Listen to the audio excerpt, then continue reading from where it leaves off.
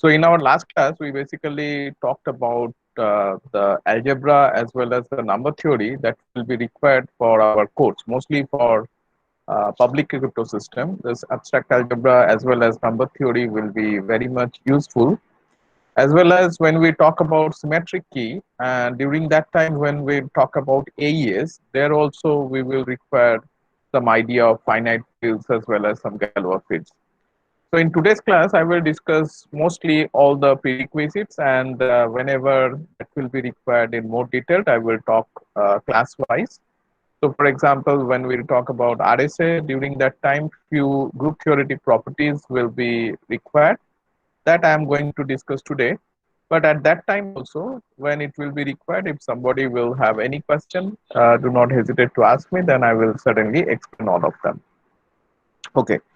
So in our last class, if you remember what we have started with basically a very simple thing, group theory. Okay. So why group theory is required? As you all know that in group theory, what we basically need a non-empty set along with some operation. So in our last class, we have already mentioned that this is a binary composition, binary operation or composition. That means it's a mapping. So star is nothing but it's a mapping from G cross G to G. For simplicity, we may think of Z plus, very well known and very useful group. So there plus is the binary operation, and when you remember, when you add things, then we require at least two elements, right? You can add between say A and B. That means you can think of, for addition you require two elements. So you can think of plus as a mapping from Z cross Z to Z, because if you add two integers, that will certainly give you an integer. For example, 3 and 5. So if I add them, it will become 8, and that belongs to Z. Okay. So you can think this plus as a function from Z cross Z to Z. So that's why in case of a normal arbitrary group, so we can think of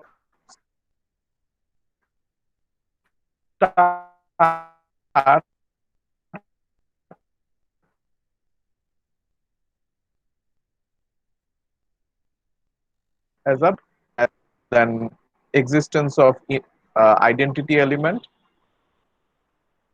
and the for each element the existence of inverse. So if all these properties are satisfied, then we call this as a group with respect to this composition. So one may note that I have missed this property of closure. So this property is already explained through this term binary operation. As binary operation is a mapping from G cross G to G, that means by using this star from the definition of function, you cannot go out of G. That's why A star B will always be within G for all AB belongs to G if this is a binary operation. Okay. So that's why you do not need to mention closure property separately, because from the definition of binary operation or binary composition, the closure property is already mentioned. Okay. So as we have already seen that Z plus is a group, another group could be R plus, another group could be Q plus. But we have seen that if we replace this operation plus by dot, the usual multiplication, then this fails to be a group. There are plenty of reasons why it fails to be a group, because you cannot have the multiplicative inverse of say 2, right?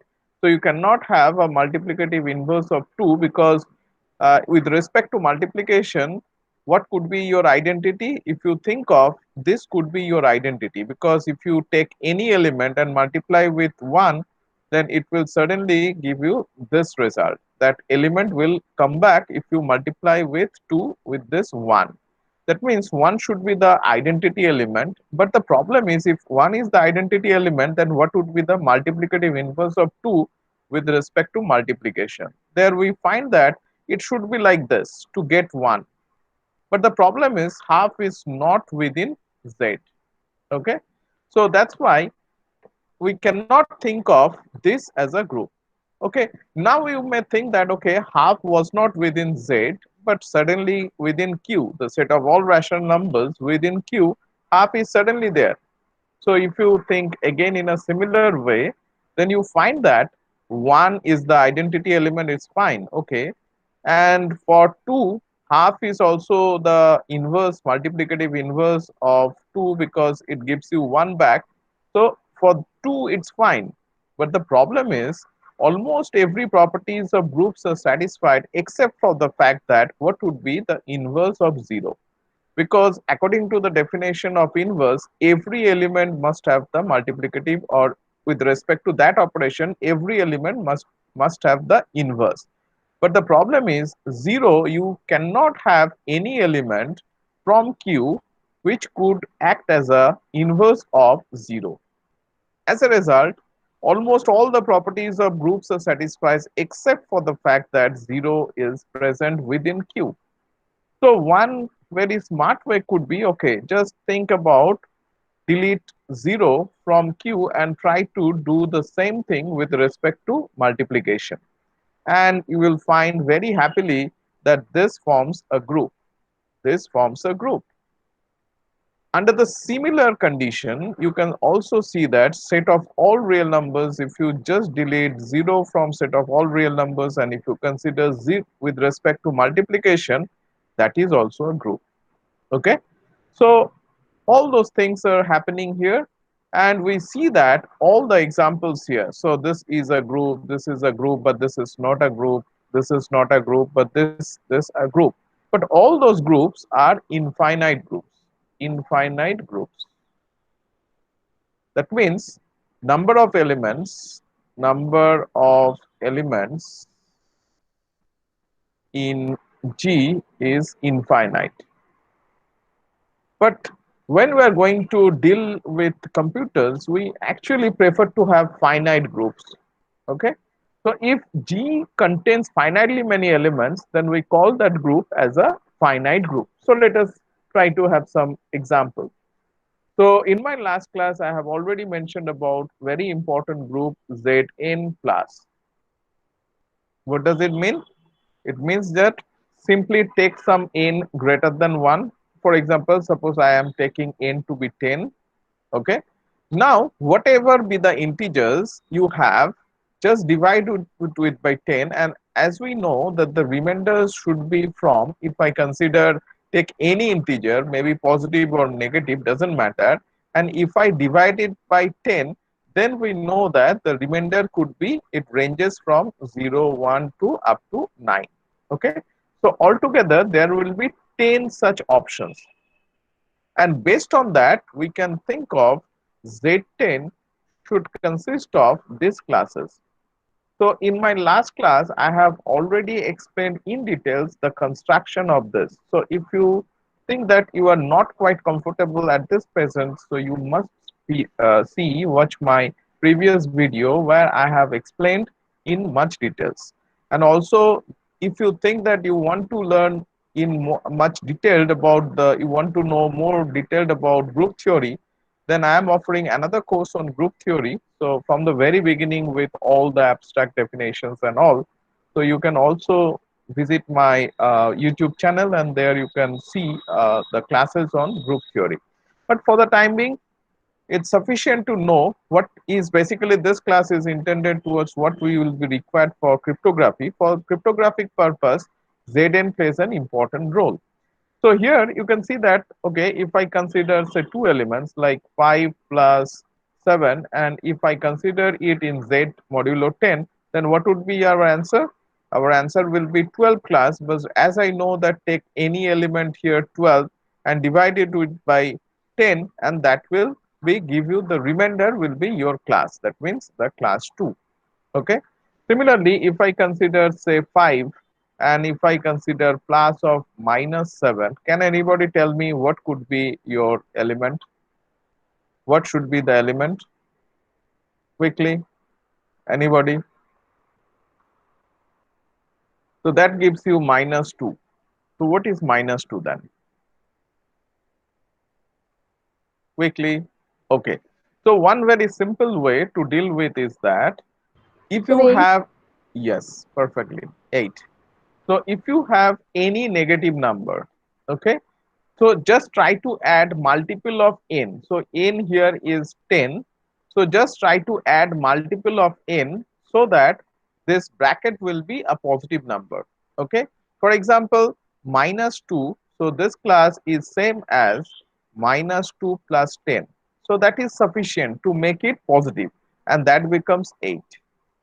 Because why this is so? Because this is same as minus 2 plus class 10, and as you know that class 10 is same as class 0 in Z10, so it ultimately gives you minus 2 class. Okay, that's why, for example, if I have say 98, then if I ask you this question, what should be the value of minus 98 in positive class? Anybody tell me what should be this value? 2. Exactly.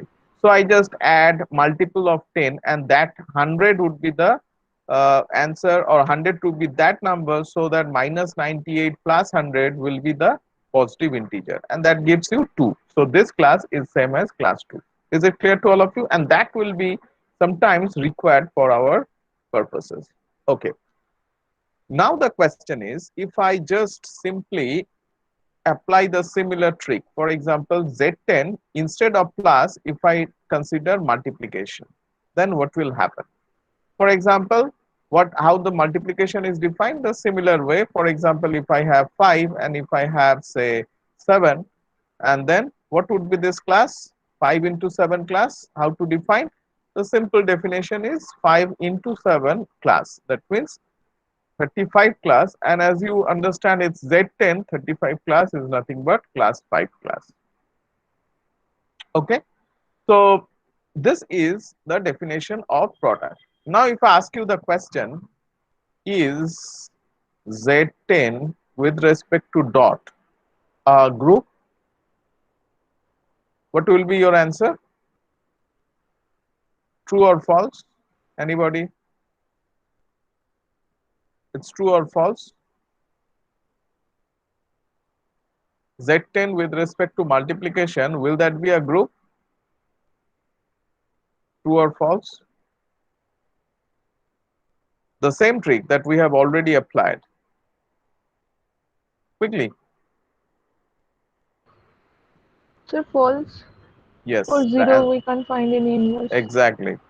So it is false because class 0 has no multiplicative inverse. So there exists no class A such that if I multiply this with A dot 0, that will give me the identity element 1. So there exists no such element. So you cannot find a multiplicative inverse of class 0. Okay, so it won't be a group. So now apply the another tricks that we had already tried with. So just remove class 0 from Z10, and then consider the same with respect to multiplication. And if I ask you the question, is this a group, what will be your answer? True or false? Any idea? Okay. So here also you will find that it would be false. Now the question is why it is false. Okay, let us try to find which element in this, that means non-zero elements of Z10, which element does have the inverse. If I consider class 1, then which element will be the inverse of class 1? Anybody tell me? 9. I am considering multiplication, not addition. Oh, sorry, sir. Which element do you think that if you make a product with 1, that will give you 1?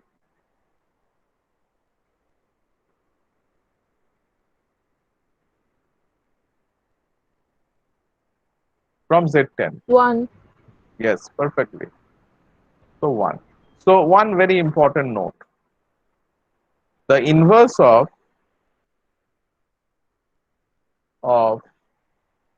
the identity element in a group is the identity element itself.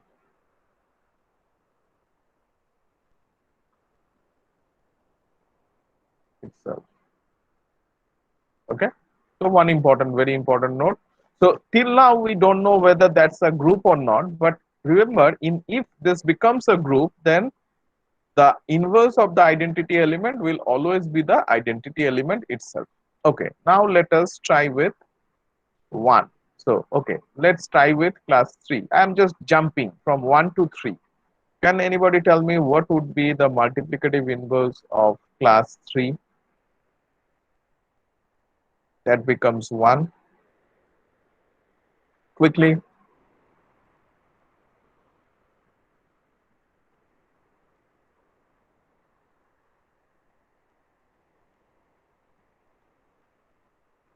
7. Very good. Now what would be the multiplicative inverse of 7? Now you should not take much time. Sorry. What should be 3. the 3? Very good. It's already done, right? Now what is the multiplicative inverse of 9?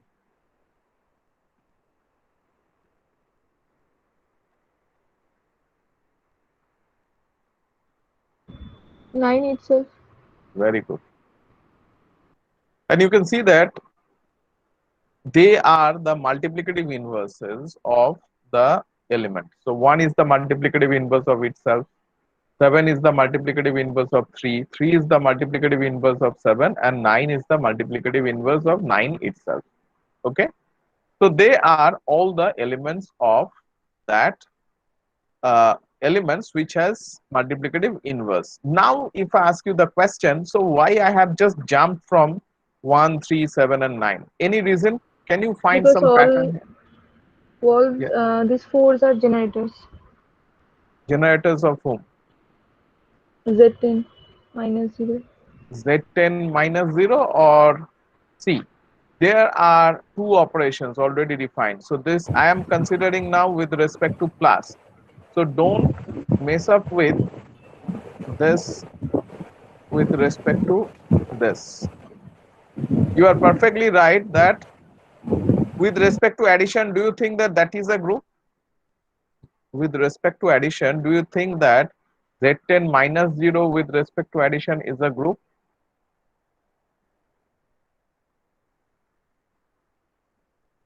With respect to addition, Z10 minus 0, is it a group? True or false?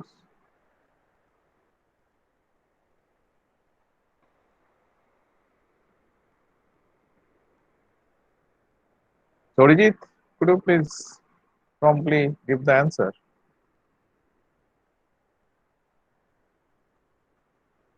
If I consider Z10 and if I remove 0 element and if I do addition, instead of multiplication, if I do addition, will that be a group? So we are getting the inverse of every element, then it will be great. So here you are getting inverse of every element. In Z10 minus 0, you are getting inverse of every element. But will that be a group? So then it will be group, I think. Inverse You is getting So 0 will not be there then. The identity element. no zero. identity Zero No, is sir. zero is not there. 0 is One, not there. So that means yes. identity element is Alien missed. elements are, yes sir. So there exists no identity element here. So it will not be a group. Okay. But if you consider Z10 plus, then it will be a group. And that is a cyclic group. And as we know that they are the generators of this group, right? So they are all the generators of this group. So why do you think that they are the generators? Because one special property is there. So who are the generators of this group? So if I consider Z10 plus, then who are the generators? Who are the generators? These elements are generators, but how do you know that they are generators? Who are the generators. Any pattern through which you will able to judge whether that is a generator or not? Yes, sir, because 1, 3, 7 and 9 all are co-primed with 10. Very good. So the generators, who are the generators? Those elements which are relatively prime, relatively prime to 10. For those elements only, the inverse they will be the generator. And remember, when we are going to talk about with respect to multiplication, those elements will be the elements for which the multiplicative inverse exists. Okay, so if I consider this group, so not a group, if I consider this set, then for this set, they are the only elements for which the multiplicative inverse exists. So here you can see that if I consider class 2, you won't be able to find any element such that this that will become 1. So let us try. If I put 1 here, it will give me 2, not 1. If I put 2 here, it will give me 4. If I put 3 here, it gives me 6. If I put 4 here, it gives me 8. If I put 5 here, it gives me 0. And if I put 6 here, it gives again me 2. If I give 7, it gives me again 4. If I put 8, it gives me 6. If I put 9, it gives me 8. And if I put 10, that means 0, it gives me 0. So you won't be able to find any element with which if you multiply 2, that will give you 1 in Z10. And who are those elements? Those elements which are not relatively prime to 10, they will not have the multiplicative inverse. I am not talking about additive inverse. You will certainly have additive inverse for all elements. But for multiplicative inverse, you won't find the elements which are not relatively prime to 10. Okay. So if if they are relatively prime, then suddenly they will have the multiplicative inverse. Okay. So what you understand that in case of Z10, if I write it in detail, 0, 1, 2, 3, 4, 5, 6, 7, 8, 9, and 10. So 10 means 0. So they are the sets. So they are the elements of this set, out of which we have already seen that who are the relatively prime elements with 10. So this is relatively prime to 10. This is relatively prime to 10. This is relatively prime to 10, and this is relatively prime to 10. And none of the other elements, so they are not relatively prime to n. As a result, you won't be able to find the multiplicative inverse of that elements within Z10. Okay. So to form a group, what you need suddenly the multiplicative inverse, and if you consider these elements, you won't be able to get multiplicative inverse. So just now, as we have already seen, that if I remove all those elements, whether that will form a group or not. That means if I remove 0 element, if I remove 2, if I remove 4, if I remove 5, if I remove 6, if I remove 8, so all 1, 2, 3, 4, 5, 6, 6 elements. And if I now consider with respect to multiplication, then will that be a group? Question. Is this a group? Because I have removed the disturbing elements. And if I ask you this question, is it true or false? What is your guess? So with respect to multiplication, you have already seen that is closed. Okay. So you have already removed those elements. Now the elements which are already there here, that means this is nothing but class 1, class 3, class 9, okay, before that class 7 and class 9. So only 4 elements are there. Now my question is this a group? What is your guess? And who could be the first? Let us try to think whether this is closed enough. So the closure property is satisfied here, no doubt about that. So that follows from the normal definition of dot. Now associativity is already there because it's an hereditary property. Now what do you think that who will be the identity element? Who will be the identity element that you think? Tell me. One, sir. Very good. One. And just now we have already seen that the multiplicative inverse of these elements do exist. So they are the elements whose multiplicative inverse already exists. So I have considered only those elements. And you see that the multiplicative inverse also lies within that set. See, multiplicative inverse of 1 is 1, multiplicative inverse of 3 is 7, so 3 is there, 7 is also there, multiplicative inverse of 7 is 3, already there, multiplicative inverse of 9 is also there. That means you do not have to borrow some element from outside. That means it's a quite a closed group, and that is known as group of units. Okay, so that is someone. Sometimes it is denoted by this. Many authors they use Zn star, and some of the authors use ZUN, group of units. So what you understand now? Zn star with respect to dot, that forms a group. Forms a group. Okay.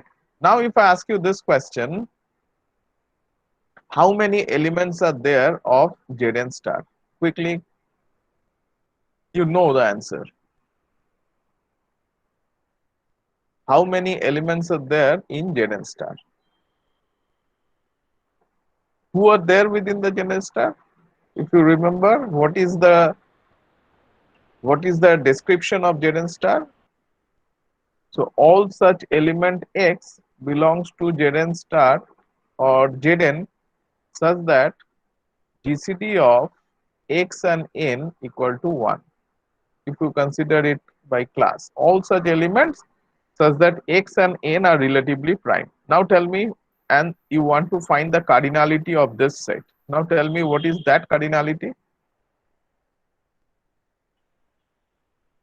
So do you know Euler phi function? The Euler phi function, yeah. Exactly. In my last class I have mentioned about it, right? Yes, sir. So this is nothing but Euler phi function. So if you just recap it, what is Euler phi function?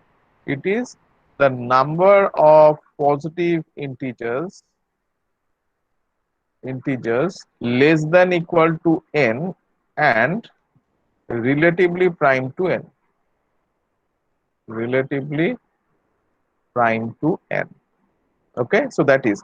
So this phi n will be an important factor for cryptography, mostly for public key cryptography. Similarly, this group Zn star or Un, this is also very important for public key cryptography. So we need to know little more about all those things and then how to calculate this phi n quickly. Okay, so if I ask you this question, like how to calculate, so how many elements, now quickly tell me how many elements are there in Z11 star? How many elements are there in Z11 star? Quickly. Of course, with respect to multiplication. Star with respect to multiplication. How many elements are there? So just now we have seen phi of 11. What is phi of 11? Who are the elements? How many elements are there which are relatively prime to 11? Okay, so as you mentioned, 1 is there. Any other Yes. elements? Any other element which is relatively prime to 11? One, And two, three, five, seven, nine. 2, 3. Yes. 3, 5. Okay, 5, then 7, Seven, then then nine. 9. 9. Okay, what's about 4? Yes, four. 4 is Yes, sir. also, 6. 6 is also 6 there, also there. 8 is also 8 is there, there. 10 is 10 is also there. there. So you can see that 1, 2, 3, 4, 5, 6, 7, 8, 9, 10. All the elements are there. Mhm. So that means this is 10. Okay. Now if I ask you this question, how many elements are there? Quickly. So 12. 1 to 12. 12. So 5 means So the number. So it will be 12. So who are the elements? 1 to 12 is the elements. But if I ask you phi of 13, then it should be a value which are relatively prime to 13, and it should be strictly less than or less than equal to 13. Okay, why I have given this less than equal to? Because if I consider phi of 1, what is this value of phi of 1? Can anybody tell me what is the value of phi of 1 from the definition here? What is 1. the, yes, so because in my definition it's number of positive integers less than equal to, that is very important. Most of the books they use strictly less than, and then they introduce phi of 1 equal to 1.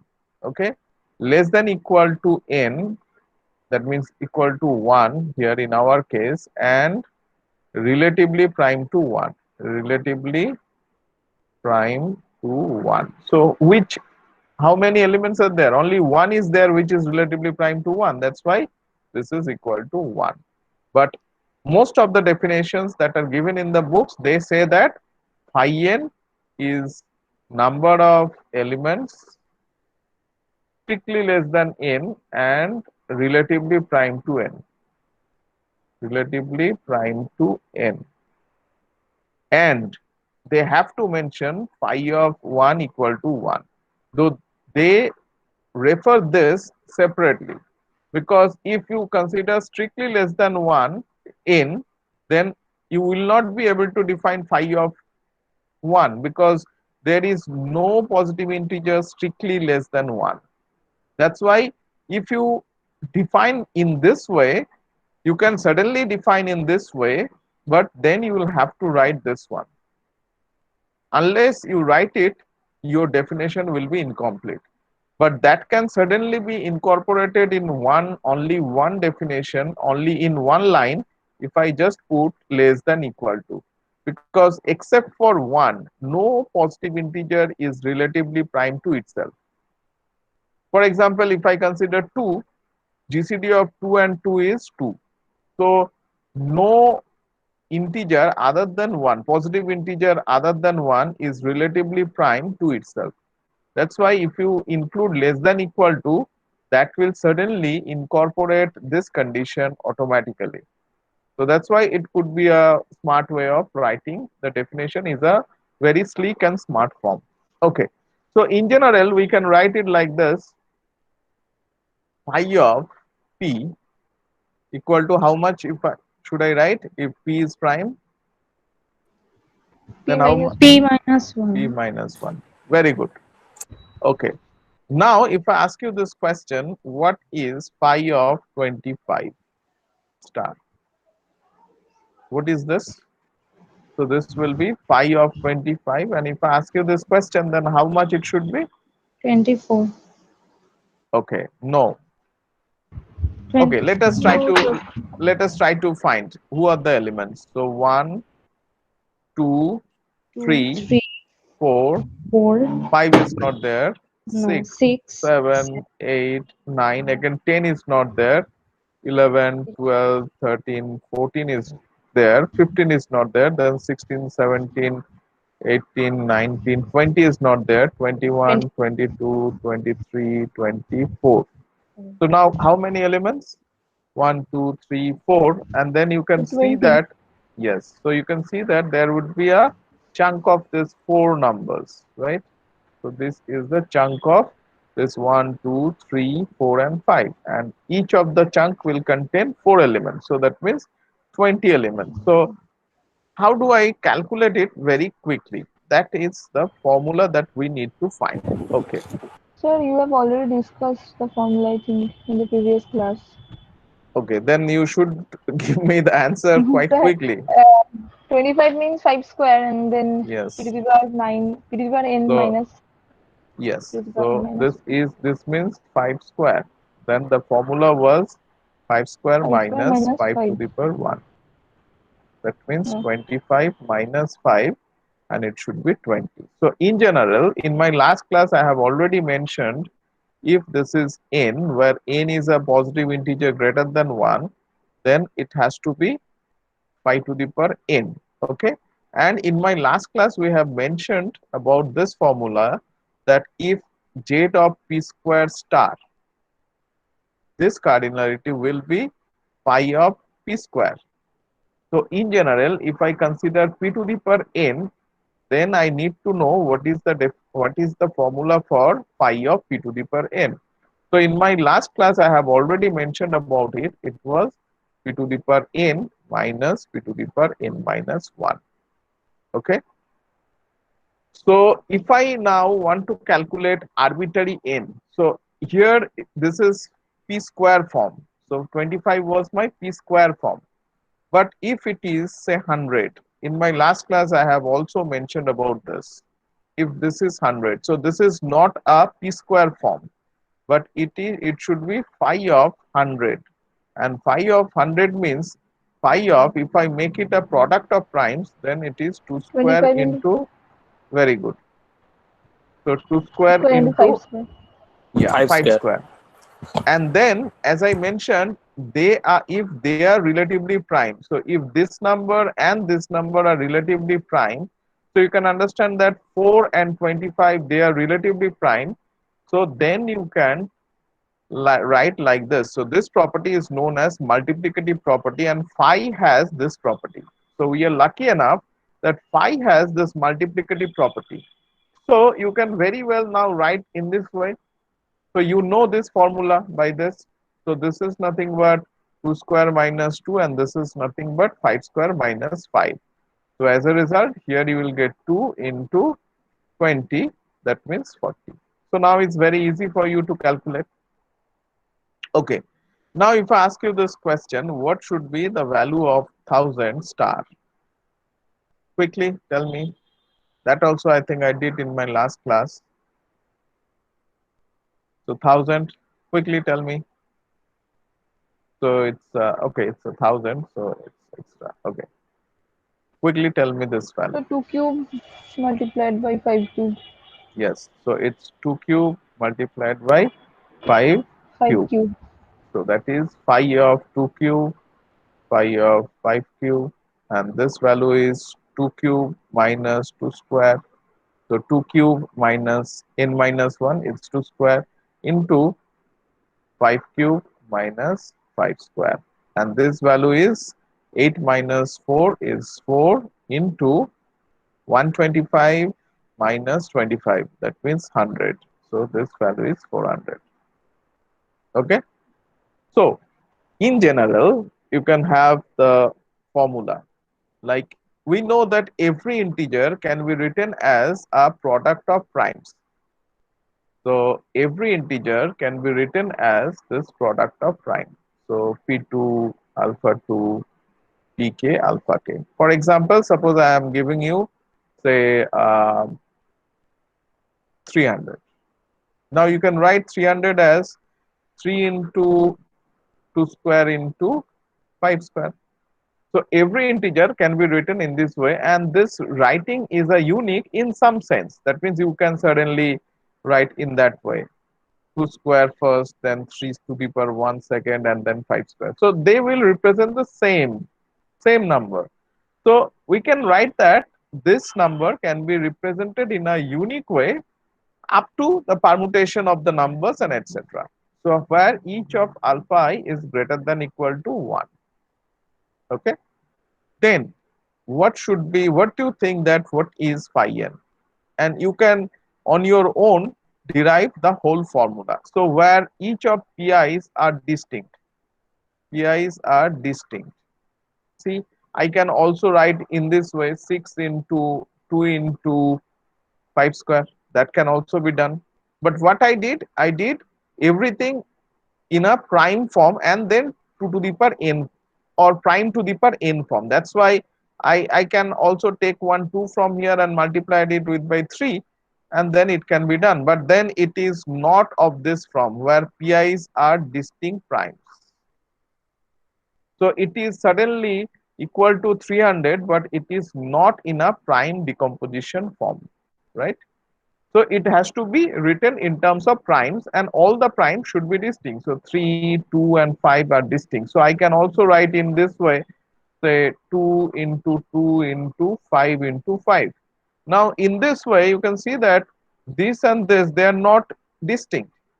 That's why I make it power 2 square and then 5 square. Now if I write in this way, then you can understand that here all the primes are distinct. So first write n in terms of this, and then tell me what should be the formula. Then this is nothing but p1 alpha 1, p2 alpha 2 dot dot pk alpha k. Now tell me what should I write here?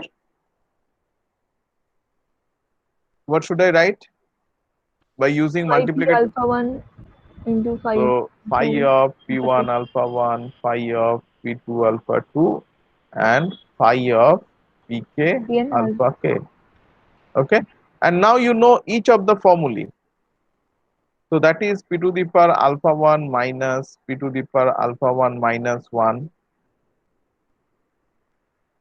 p to the power alpha 2 minus p to the power alpha 2 minus 1, and dot dot pk p to the power alpha k minus p to the pk to the power alpha k minus 1. So this is the formula, but sometimes you might have seen in your book that some different formula is given. So I'm just trying to derive that, but this is sufficient. So from here you can take p to the power alpha 1 common. So if I take p to the power alpha 1 common, it becomes 1. Then what should be this? What should I write here?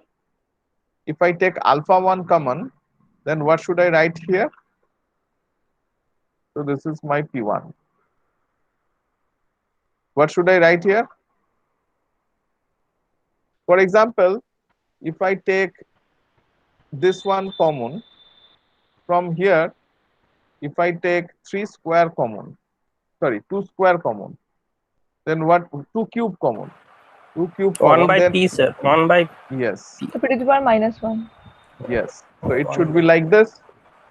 So here it should be 1 by p1. p1. Very good. And this should be p2 alpha 2 1 minus p2 dot dot. If I consider p to the power alpha k common, then it should be 1 minus 1 by p to the power k. So see here I have p1 to the power alpha 1 into p to the power alpha 2 dot dot dot pk to the power alpha k. So here we have p1 alpha 1 into p2 alpha 2 dot dot pk alpha k into 1 minus 1 by p1, 1 minus 1 by p2, and dot dot 1 minus 1 by pk, right? Now what is this value? This value was given originally to be n. So it is nothing but n. The value of n was only this, the same as this. So this is final formula. This is n into 1 minus 1 by p1, 1 minus 1 by p2, 1 minus 1 by pk. So that is the formula that usually you find in some book. So phi n equal to n into this. But one thing you must note that we calculated this value provided we know the prime factorization of n. So this formula is only valid if you know the prime factorization of n, and that information is very much important for constructing the RSA crypto system that we will learn maybe within 2 or 3 classes. So prime factorization is known here. So if your prime factorization is known, then it's very easy to calculate phi n. But the question is, what's about if you do not have any idea about the prime factorization of n? Then what will happen? So that's a $1,000,000 question. Okay, but till now what I have calculated is fine to all of you. Now you quickly tell me what would be the cardinality of heat house. Yes, quickly. So that is same as Z 300 star, that is same as phi of 300. Now quickly tell me what is this value. Quickly calculate.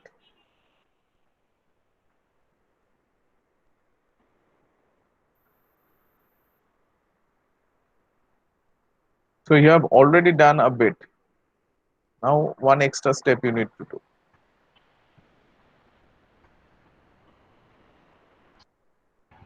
Sir, 80. Yes. So you have already calculated 100, right? So you know that phi of 3 into phi of 100, because 3 and 100 are relatively prime. So this value is already known to you, and phi 3. So phi p means p means p minus 1. That means 2 into, and that value just now we have calculated was 40. So altogether 80. Is it clear to all of you? So now you are quite capable of finding the value of phi n if the prime factorization is known to you. That means first you have factorized it in terms of prime factors and then you get the answer. Okay. So that is one very important part. Okay. So next is another term is very important. So in my last class, I have already discussed about cyclic group. Cyclic group. In a cyclic group, I must have a generator. So did I mention about generator in my last class? Yes, sir. So as just now we have seen that Z plus is a cyclic group and it consists of elements, or it consists of some generators. For example, class 1 is a generator. Mind that I am considering Z10 with respect to addition. This is very important. Whether I am considering addition or multiplication is very important.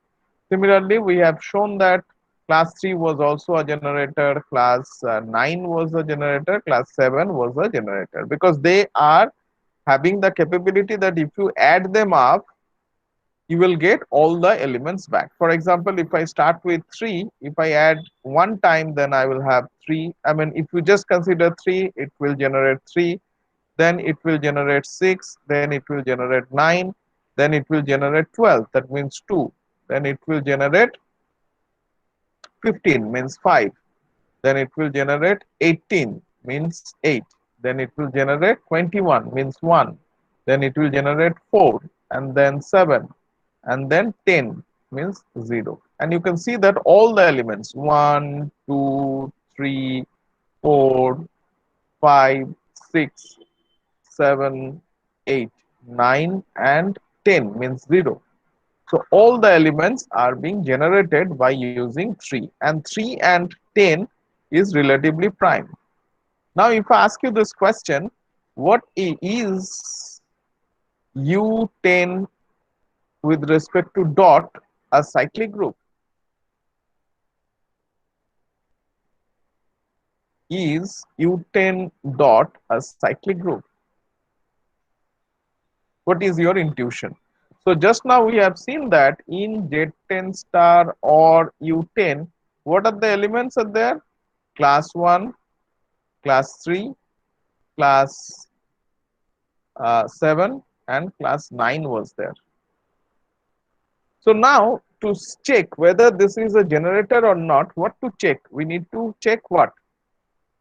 Tell me what we need to check. Will 1 be a generator of this? What is your guess? Will 1 be a generator? No, sir. Why not? Every time we multiply 1 with 1, Very then we good. get So only 1. don't forget, very good. So don't forget about the operation. So the operation is with respect to multiplication. And as I mentioned, in case of a generator, the elements has to be composed with respect to that operation. So here I added them up because the group was with respect to addition. So if the group is with respect to multiplication, we need to multiply them. For example, if I multiply 1 with 1, then suddenly 1 square will give me 1 back, nothing else. 1 cube or 1 to the power n will suddenly give me back this 1 and nothing else. As a result, it it doesn't have any ability to generate all the remaining elements. So let's talk about class 3. Let's check. So class 3, it will generate class 3. Then if I consider class 3 square, that means 9. It gives me 9 two elements. Then class 3 cube. What is that element? Class 3 cube? 27. It gives me 3. Then class 4 cube. It gives me 81 then 1. 1. So see whether this is a group generator or not. It gives you 1, it gives you 3, it gives you 9, it gives you 7. So what do you think? Is it a cyclic? Because Yes, sir. At this least one element is generated. yes, so 3 is a generator. It's a nice observation. So 3 is a generator of U10. Okay, let's try about class 7. So what is class 7? It gives me 7. 7 square, it gives me 9. 9, Then 7 cube, 3, it gives me 3. And 7 to the power 4, 1. 1. So 7 is also a generator. Great. Okay. And let's try with 9. So it gives me 9. Then 9 square, it gives me 1. Then 9 cube. What is that? 9. 9 itself. And then again it becomes 1. So it has not the ability to produce 3 and 7. So it is not a generator. This is a generator, this is a generator, but this is not a generator. Okay. So this is a cyclic group of order 4. So that implies Z10 star or U10 is a cyclic group of order 10. Sorry, order 4. 4 elements are there. Okay. Later on, I will show you when this UN for arbitrary n, for what values of n, this UN is cyclic. So you can see that U. So let's start with maybe say, let's have maybe others. Say U8. Let's start with U8. Okay. That means Z8 star. So who are the elements here present quickly with respect to multiplication? Which element will be present here? Quickly tell me which element? 1, 3, 5, 1, 3, 5, 7. 7. So again 4 elements. Now let us try to check whether that is a cyclic group or not. So if I consider class 1, will that be a generator? So 1 to the power n will always be 1. So it cannot be a generator, right? So let's start with 3. So 3 gives me 3. 3 square means 9. 9 gives me 1. And then 3 cube. 3 cube means how much? 3 cube means? 27. And in Then respect 3 3. to is 3 is 3, sir. 3. And then again 1. So it is not again a generator. Okay. And then 5. So we start with 5. Then 10. 10 means class. 2. So 5 square. Sorry, 5 square. 5 square is 25. 25 Then 1. means 1. And then again 5 and then again 1. So this is also not. And let's talk about class 7. It gives me class 7. Then 49. 49 with respect to this is, with respect to 8, how much? 49?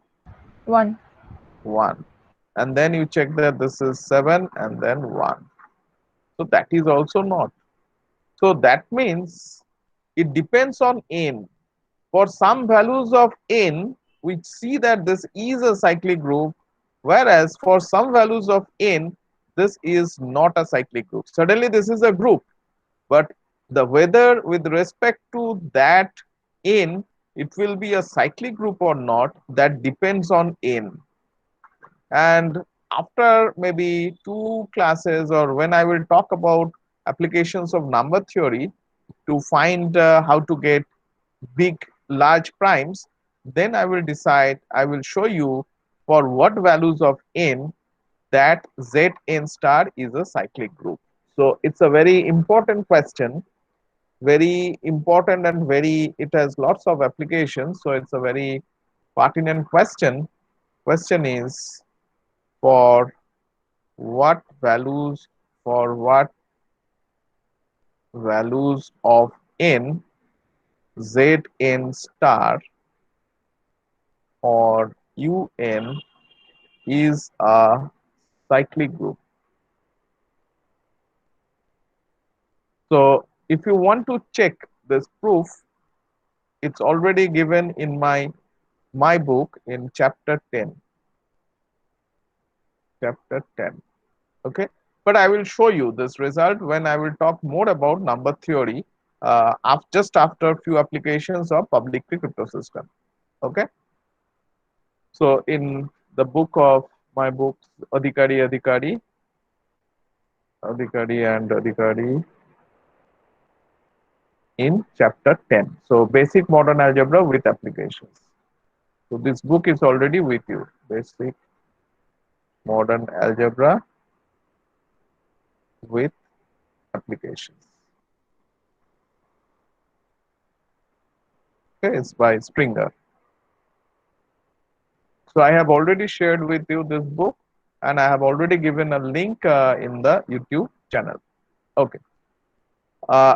So that's very important, when this group will be cyclic or not. Now, if I suddenly ask you, suppose I have Z101 star, okay, and we know that this is a prime, 101 is a prime number. And if I ask you the question, what would be the inverse of, say, 92? What would be the multiplicative inverse of 92? So just now we have seen that this is always a group. So you need to consider, so how many elements are there? If in 100, so that is phi of 101. And what is that? Phi of 101 is 100. very good, 100. So this is a group, and 92 and 101 is relatively prime. So suddenly this multiplicative inverse will exist. Now, if I ask you the question, what would be the multiplicative inverse, you will be stuck. But if I ask you, if I simplify this question and ask you this question, say, if what would be the multiplicative inverse of, say, class 4 in U5? Quickly tell me, what is the multiplicative inverse of class 4 in Z5? Quickly tell me.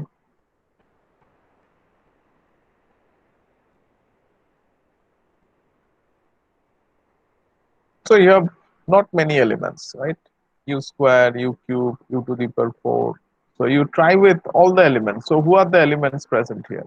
Z5 square, all the elements, 1, 2, 3, 0, 1, 2, 3. 0 cannot be. Try with 1, try with 2, try with 3, try with 4. Then what should be the answer? 4. 4. Very good. So multiplicative inverse of 4 is 4 itself. And I ask you the similar question. What is the multiplicative inverse of 92 class in Z101? So you see that here you are capable of giving the answer very easily, because you tried with manually, right? Tried with all possible elements. So it consists of class 1, class 2, class 3, and class 4, and you try it with all of them and try to check whether the product is 1 in Z5 or not. And you check that for class 1 it becomes uh, so class 4 into class 4 equal to class 1. As a result, class 4 is the multiplicative inverse of class 4. But the same thing, the same trick didn't be quite easy or quite successful here, because here you cannot do it by hand very easily, and that too I have given 92 inverse here, and that is quite a big number. So you have to check with class 1, class 2, class 3 and class 100, out of which you know that suddenly there must be an element, and that is what I am now going to teach you, and that is known as, by using extended Euclid algorithm, we can find the multiplicative inverse of the elements, and that's very important for many purposes, for especially for public key crypto system, that will be required. So that is now what I'm going to show you is the algorithm for extended Euclid algorithm. Extended Euclid algo, and that will be useful for finding this element. Okay, so I think in number theory you must know that this result, let GCD of AB equal to 1, okay, or equal to D, say equal to D, then there exists U and V belongs to Z, such that, can you tell me how can I write D in terms of A and B? Anybody you know this result U V? That means if I am giving you the GCD, you can suddenly write the GCD in terms of some integer A, and some, you can always find some integer UV, such that you can write in this way. Okay, for example, suppose we know that the GCD of say 2 and 4 is equal to 2. Now can you write 2 in terms of 2 into something plus 4? Can you write something here? What should I write here? Here and here. Anybody? Quickly, some integer. Then that will be my U and that will be my V. I can put it So here U 1. equals to -1. Very good. And V equal to 1. Then we can suddenly, this will be written as, the GCD is written as like this. Okay.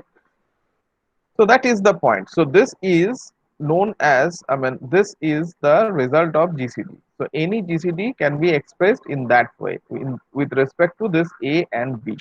Okay. So here now we are going to use this extended Euclid algorithm. Okay. For a sake of simplicity, so for example, suppose I want to calculate, I suppose I know that 5 and 16 are relatively prime. Okay, equal to 1. So I want to find this element. So this is my 16 star. In 16 Z star, I want to find the multiplicative inverse of 5. What is the multiplicative inverse of 5 in Z16? Okay, or maybe say I start with say 7. 7 and 16 is also relatively prime. I want to find multiplicative inverse of 7 in Z16 star. How to start with? So that's the idea of extended Euclid algorithm, and which will be very much useful for our purpose in cryptography. How to do that? Okay. So here I am given two numbers. Okay. And what is the GCD here? The GCD of 6 and 7 is 1. So GCD of, sorry, 7 and 16 is 1. Okay. So as I know that there must exist some from here. So D here is 1. So 1 should be written as some U into 7 plus V into 16. Okay. Now what I'm going to do is, here I am now considering Z16 class, right? So what I'm going to do is, just both side I make it like this. 1 is congruent to U into 7 plus V into 16 modulo 16. That means U into 7 plus, so that is also U into 7 modulo 16 plus V into 16 modulo 16. This notation you know, all of you know this notation. So this notation is very simple. It says that A is congruent to B modulo N if and only if, anybody know this? If and only if N divides A minus B. So for example, say 10 is congruent to say 2 modulo 8. Why? Because 10 minus 2 is divisible by 8. That means this is nothing but a kind of remainder. So after taking dividing by 8, what would be the remainder? So that is the point. So here also, so you can now understand that if I have say A plus B modulo n, that is same as A modulo n plus B modulo n, right? So that's the point I have used it. Okay. Now what is this value? What would be the, for some integer, if I multiply 16 with some integer v and then divided it by 16, what would be my remainder? Quickly tell me. 0. 0. Very good.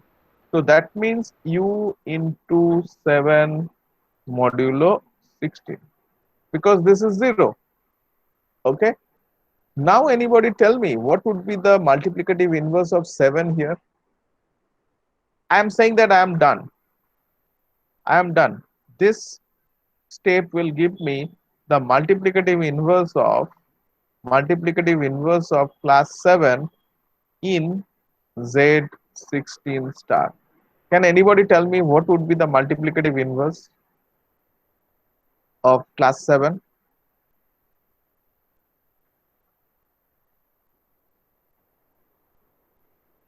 Just have a look at this step and that will give you the result. So for multiplicative inverse mean 7 into something, that will give you class 1, right? And that should also be this into class 7. So this is a commutative group, so it's sufficient to consider only this part. We do not need to think about this. Now tell me what should be this thing. 3. Not here, but from here. I'm now not doing the problem, just in a general format. So this is u into 7 modulo 16.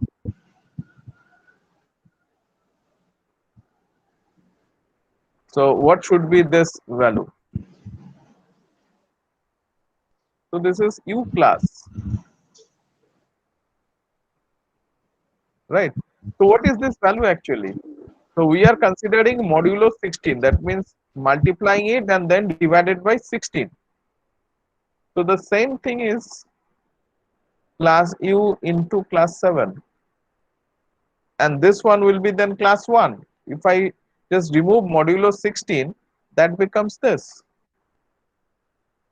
For example, suppose say 10 is congruent to 2 modulo 8. Okay.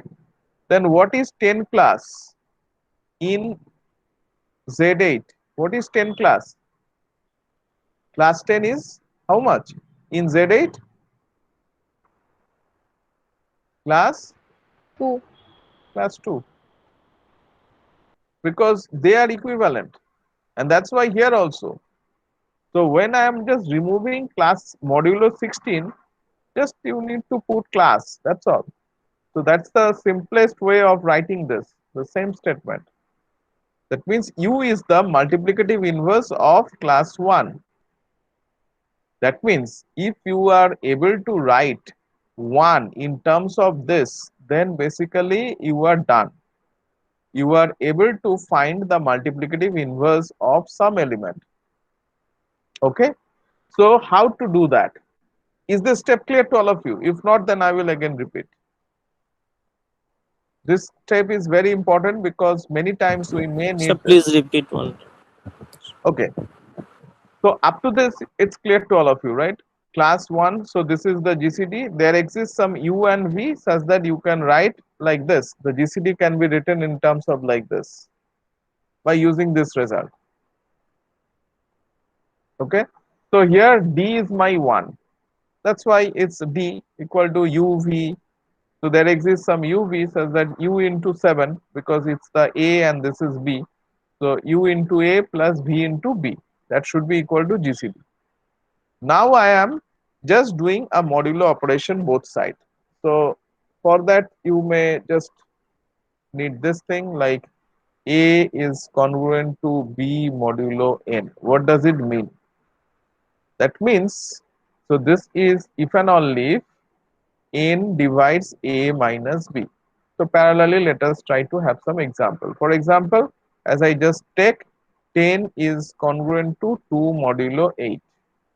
When it happens, because if and only if 8 divides 10 minus 2. Okay. So what is this? This is nothing but the remainder of 10 while dividing by 8. So here also, if I consider A to be some number and divide by N, whatever will be the remainder, that will be my B. So if I consider A plus C, that will also be same as B plus C modulo N. You can check this. So this will be maybe your homework. Please check all those things. Unless you do this, you won't get confidence here. And that is also true.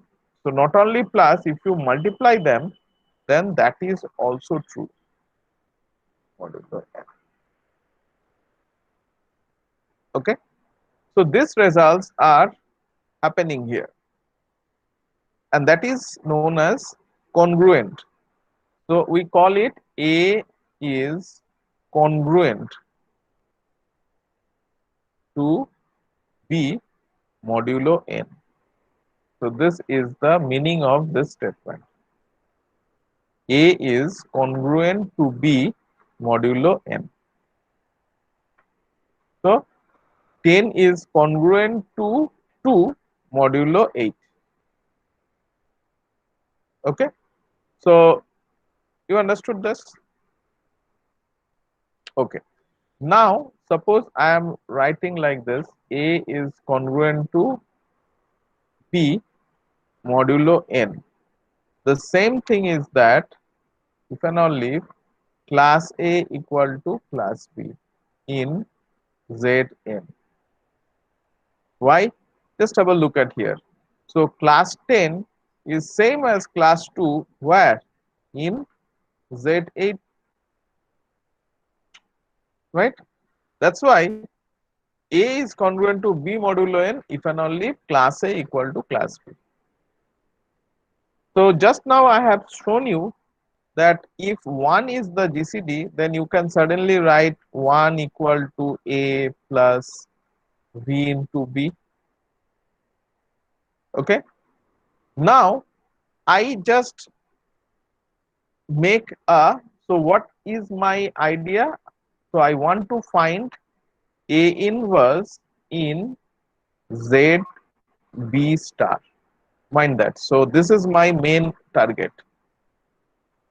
And when A inverse exists, whenever GCD of A and B is 1, then only A inverse will exist.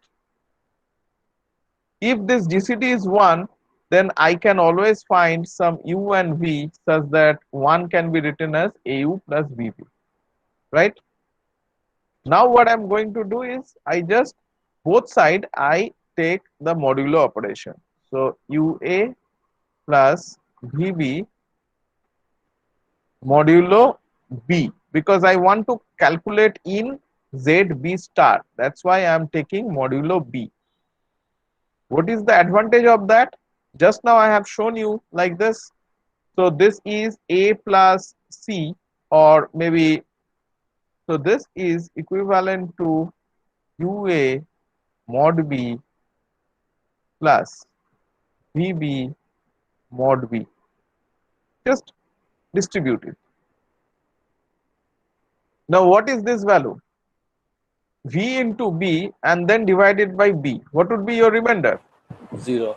0. So that will be U into A modulo B. Right? So just now what we have seen, A congruent to B modulo n, that is same as class A equal to class B in Zn. So now what I have seen here, A is congruent to B. So here A is this and B is this modulo n. So here n is this. What that will imply? That will imply class 1 equal to class UA where? In Z, where? ZB star. ZB. Very good. Now what does it mean? That implies class U into class A equal to class 1 in ZB. Then what would be the inverse of class A? What will be the inverse of class A? Plus U. Class U. Clear? Now suppose, okay, now suppose I want to calculate 4 inverse in Z5 star. How can I write it in this way?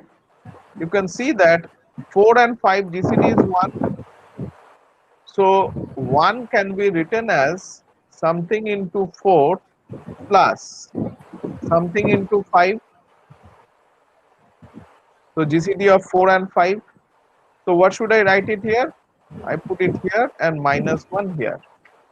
Now if I take in a modulo notation, then this is 4 plus 1 into 5 modulo.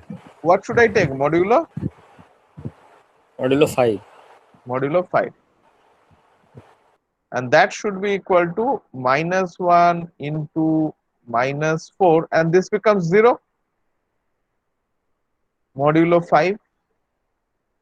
So that implies class 1 should be equal to minus class 1 into minus class 4. Now tell me what is minus 1 in Z5? At the beginning I just explained you what should be minus 1 in Z5? So 4. 4 in Z5. Then what is the inverse of class 1? Sorry, class 4. What is the inverse of class 4? 4. 4. 4 itself. Just now we have already seen manually that you can do it, but as I just now mentioned, if the numbers are big enough, then it will not be possible for you to calculate it manually. Just now we have seen it, but by using this algorithm we can very well do it manually. Okay, let's see. So our aim was to find 92 inverse in 101 star, right? So that was our aim. So the GCD of 92 and 101 is 1. So suddenly I can write it some u into 92 plus v into 101. So now I am going to show how to find this u and v. So if you are able to find this u, then you are basically done, because you are anyway going to make a modulo 101. But the algorithm will suddenly give you the value of both u and v. Let's have a look at this. So first what I'm going to write the bigger one. So here modulo thing. So 101, I want to write 101 in terms of the 92. How do I write it? 92 plus 1 plus, it should be 9, right? So it's 92 plus 9 gives you 101. Now you consider these two numbers and write the role of 101 is now played by 92, and the role of 92 will be played by 9. How? Then 92 can be written as in terms of 9. So 9 into something, say 9 into 10 plus 2. See, the role has been shifted. So initially it was, I was dividing 101 by 92. Now the 92 is here. So now I am dividing 92 by the remainder. So now these are my two numbers. Now tell me what should be the step here. What should I write here? 9 equals to 9 equal to, so I 2 into 4 plus 1. 2 into 4 plus 1. So continue till you get 1, because I know that GCD is 1, right? And then write in a backward mode. So 1 is, so what is your aim basically? Your aim is to write 1 equal to some UV plus, UA plus VB form. So your U and, so your A and B is, so this is your B and this is your A, right? So that you need to find some U and V. So just write it in the opposite direction. Now 1 equal to 9 minus 2 into 4. Okay. So this value of 2 is present here. So you just replace this value here from the previous step. So 9 minus 2. What is this value of? So that means 4 into 2 means 92 minus 9 into 10, right? So what is this value? 9 minus 4 into 92 plus 4 into 9 into 10. That means plus 40 into 9. Clear?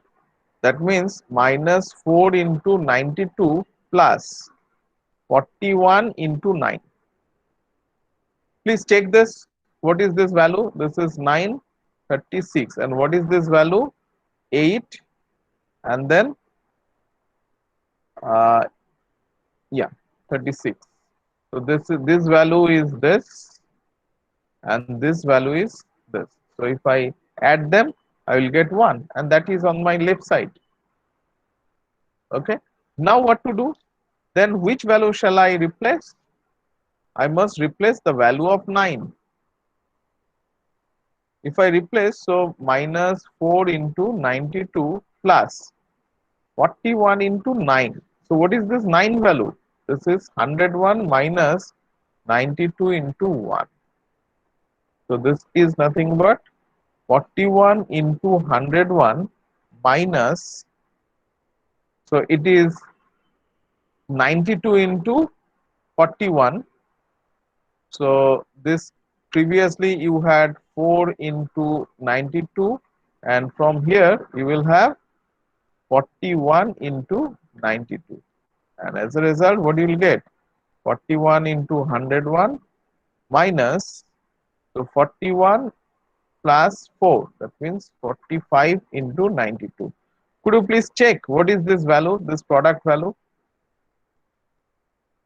Someone please check what is 41 into 101, and someone please check what is 45 into 92. Odijit, please check, you check this, and somebody else please check this. What is this value? Quickly.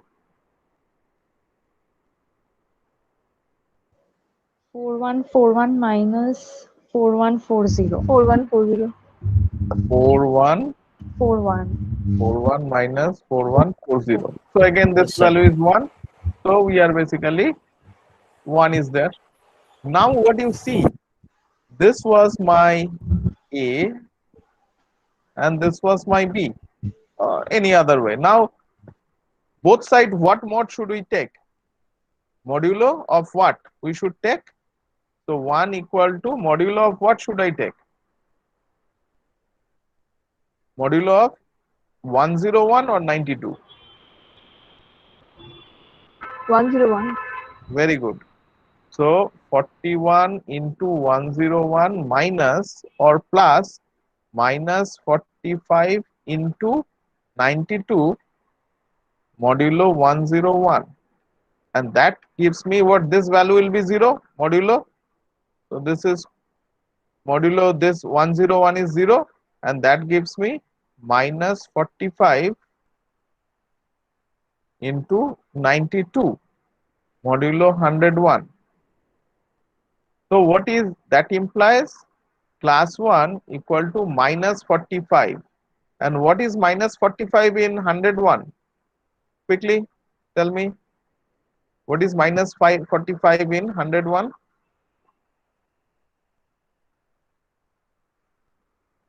How much? Quickly.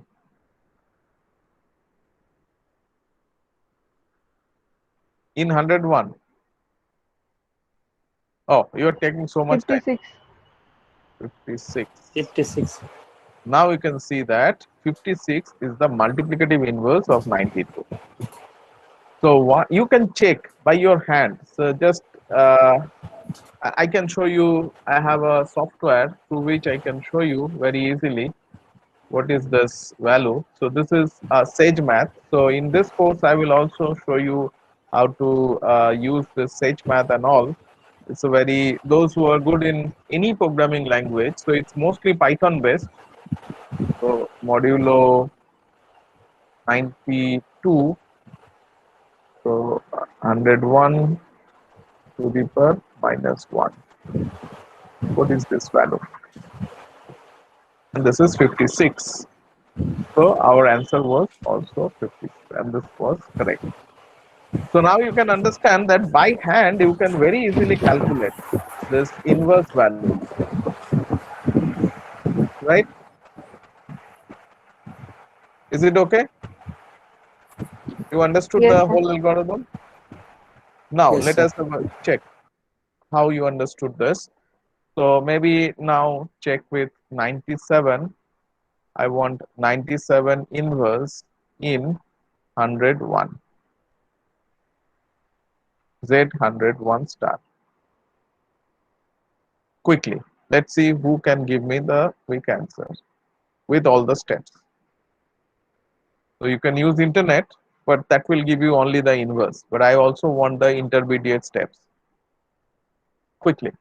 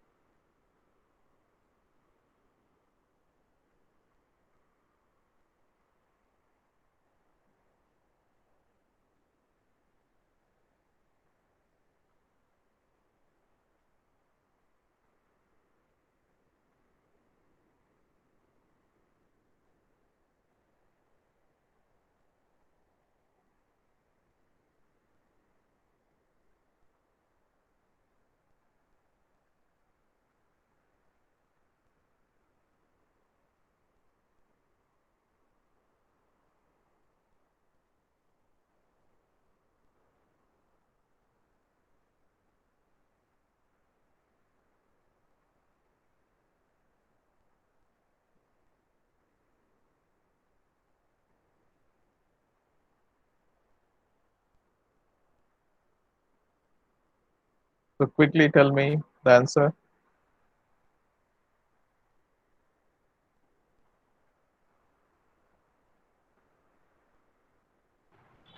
25. 25. Very good. So this, you got the same thing? Yes, sir. So the inverse of, so the inverse of 97 in star is 25, because you need to mod both side by 101. So this value will be 0 and this will be class 25 into class 27, and that becomes 1. So now you can understand that even if these numbers were quite big, you can also do this. And when I will show you the number theoretic more results, then you will be able to see that this is a polynomial time algorithm, and this is known as extended Euclid algorithm. Extended Euclid algorithm. So from my chapter 10, please read this part. Okay. So Euclid algorithm and then extended Euclid algorithm. Okay. So let's come to the last part of today's class, maybe. Yeah. So now we are able to calculate these values of phi n quite easily. So we are able to calculate the value of phi n, whatever may be the value. Now let us have a look at one very important observation. Suppose I take n equal to 5. Okay, and I consider any number between 1 to 5. Tell me any number between 1 to 5. 3. Okay. Now, if I consider 3 to the power 4 and if I consider modulo 5, what would be the answer?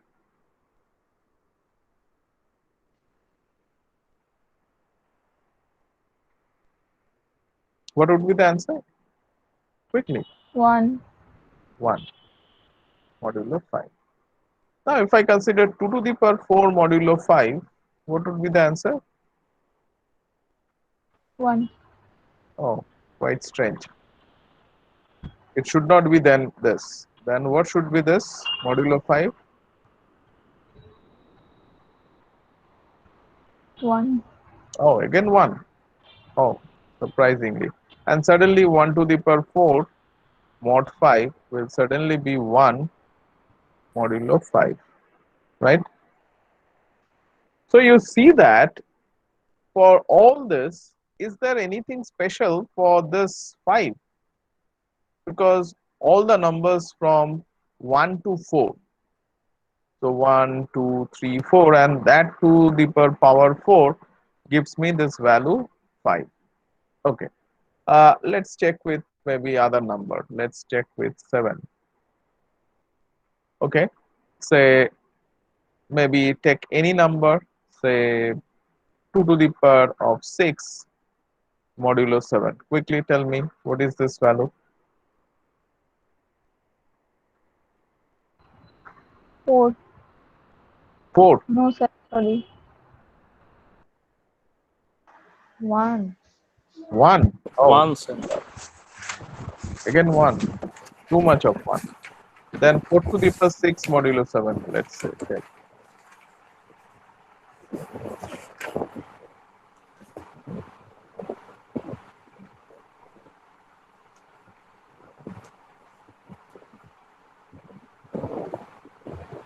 Okay, this calculation is quite easy. If I do like this, a congruent to b modulo n, then you can very easily a to the power k is congruent to b to the power k modulo n.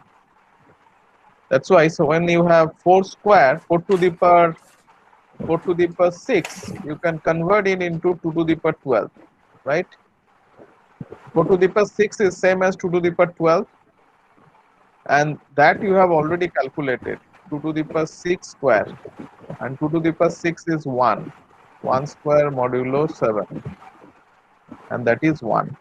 Okay, so this is a very powerful notation, and through which you can calculate very easily, very quickly, and you can make a power of anything. Both sides that will be the same. But what do you see that it's also oh, can you quickly tell me what would be the 6 to the power 6 modulo 7? Any better way, any smart way to calculate 6 to the power 6?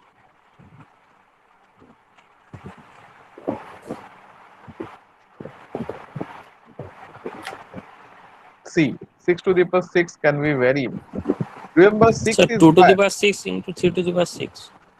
Yes, that can also be done, but otherwise you can see that this is nothing but minus 1. In Z7, 6 is same as minus 1, and that is to the power 6, and that is also 1.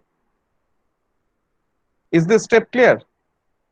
So you are now in Z7, so you can do many jugglings with this elements. So 6 is nothing but minus 1 in Z7. So this is nothing but minus 1 to the power 6, and you know that minus 1 to the power even is even, and that gives me 1 very easily. And also, but you then need to calculate, if you do it 6, then it's not always 2, it's also 3 is also a part of this, right? So you also need to calculate 3 to the power 6, you also need to calculate. Okay, let's check what is 3 to the power 6 modulo 7. You can consider like this: 3 square, how much is 3 square? 3 square, how much modulo 7? 3 square is 9. 2. 2. 2. Then 3 to the power 6 means 2 to the power 6, right? 3 to the power 6 means it's sorry 2 cube. So here you need to cube both sides,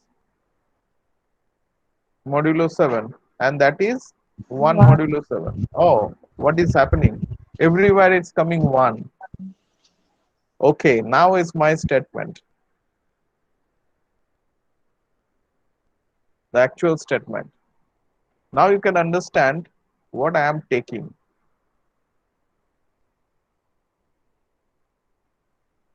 Where 1 less than equal to A less than equal to Q. Now what should be this value? Just now you have checked. You checked with A, which is within this range 1 to P minus 1, and you made a power of C. In case of 7, I made a power of 6. In case of a 5, I made a power of 4.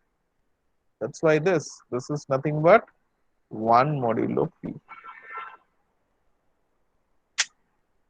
Okay, and that can be proved very easily by using number theoretic technique and group theory.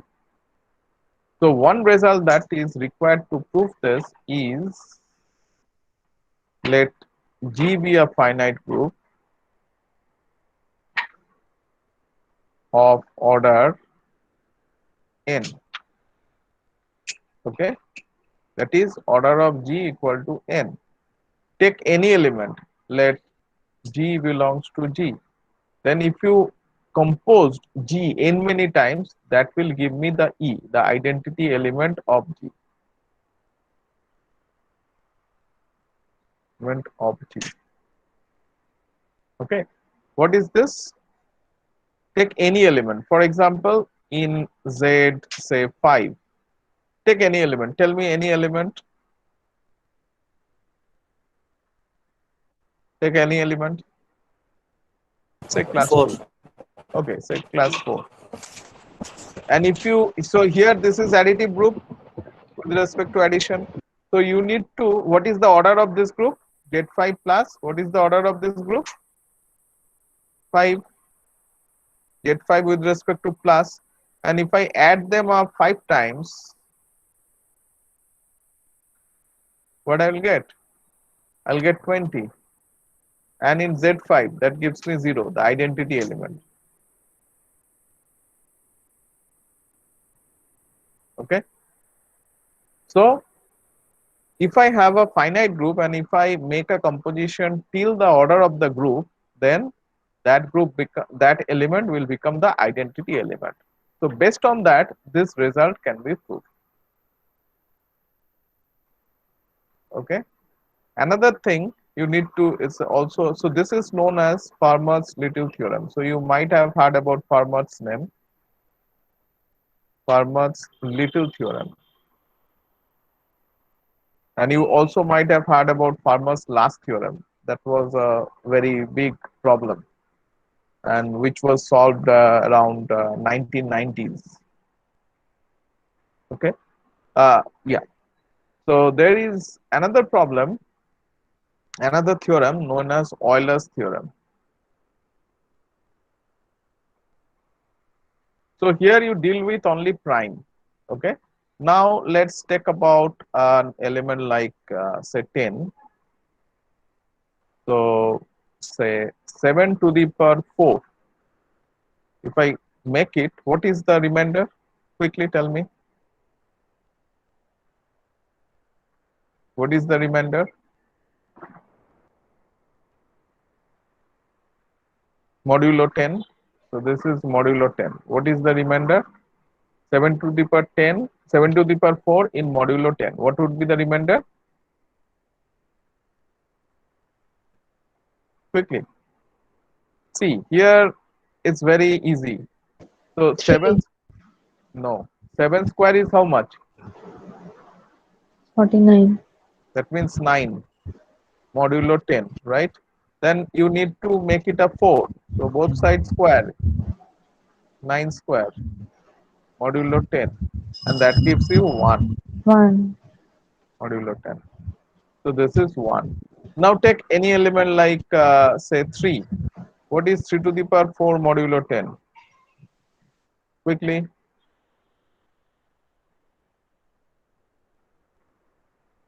3 to the power, it should be very easy. 1. Yes. What is 9 to the power 4 modulo n? Modulo 10.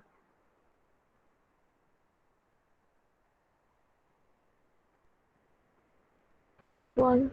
It is Again also 1. 1. Again 1 to the power 4 modulo 10.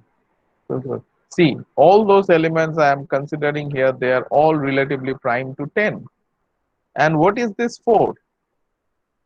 What is phi of 10? You remember? Phi of 2 into phi of 5. Phi of 2 is 1 into 4. 4.